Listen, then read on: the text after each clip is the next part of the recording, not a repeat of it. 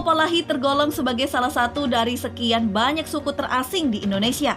Masyarakat Polahi tinggal di daerah pedalaman hutan Sulawesi, tepatnya di pedalaman hutan Boli, Yohuto, Paguyaman, dan Suwawa di Provinsi Gorontalo.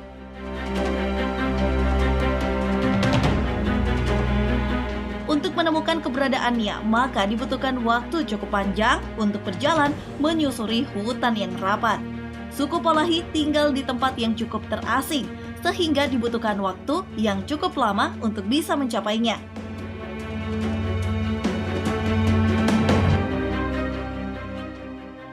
Konon, orang-orang Polahi berasal dari sekumpulan orang yang melakukan pelarian ke pedalaman hutan pada zaman pemerintahan Belanda di Indonesia.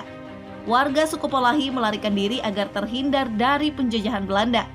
Selain itu, warga Polahi melakukan pelarian dengan tujuan untuk menghindari membayar pajak.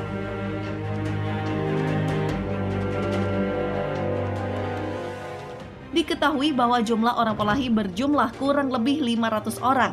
Dari jumlah tersebut diperkirakan sebanyak 200 orang menetap di Paguyaman, sedangkan 300 orang menetap di Suwawa.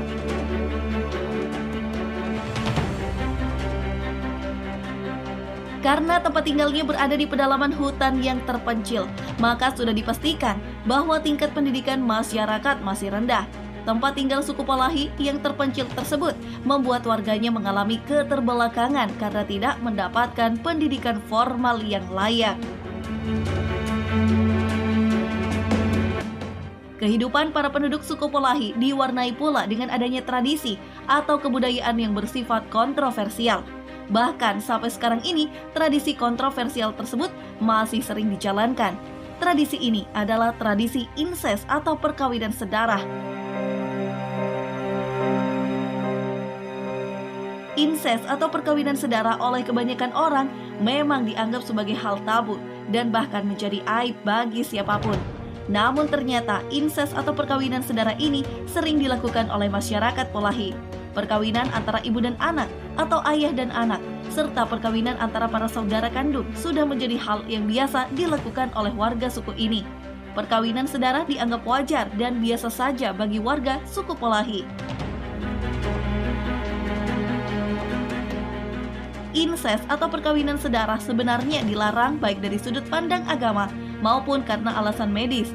Menurut medis, perkawinan sedarah dapat menghasilkan keturunan yang cenderung cacat. Anak hasil dari perkawinan sedarah diduga akan mengalami beberapa kelainan, baik secara fisik maupun mental. Namun anehnya, hal ini tidak pernah dijumpai pada suku Polahi. Anak-anak yang lahir dari perkawinan sedarah tetap lahir dalam kondisi normal dan tidak memiliki cacat sama sekali. Anak-anak mereka juga mengalami pertumbuhan dan perkembangan yang baik.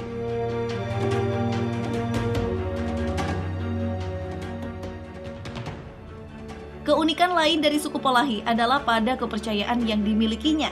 Masyarakat Polahi memiliki 3 Tuhan yang disembah. Walaupun mereka memiliki 3 Tuhan, namun keberadaan 3 Tuhan tersebut tidak pernah menjadi masalah atau perdebatan bagi warganya.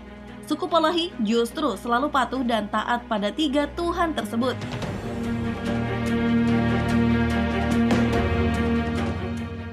Sosok Tuhan yang pertama bagi masyarakat Polahi adalah Polohuta. Sosok ini digambarkan sebagai sosok yang hidup dan berkuasa atas tanah. Sedangkan Tuhan yang kedua dinamakan Lati. Sosok Lati diyakini mendiami pepohonan. Kemudian Tuhan yang ketiga adalah Lausala.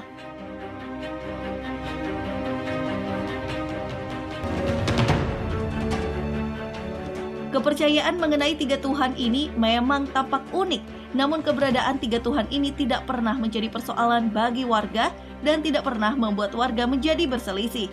Orang Polahi memang hidup di daerah terpencil dan cenderung mengalami keterbelakangan karena jauh dari perkembangan.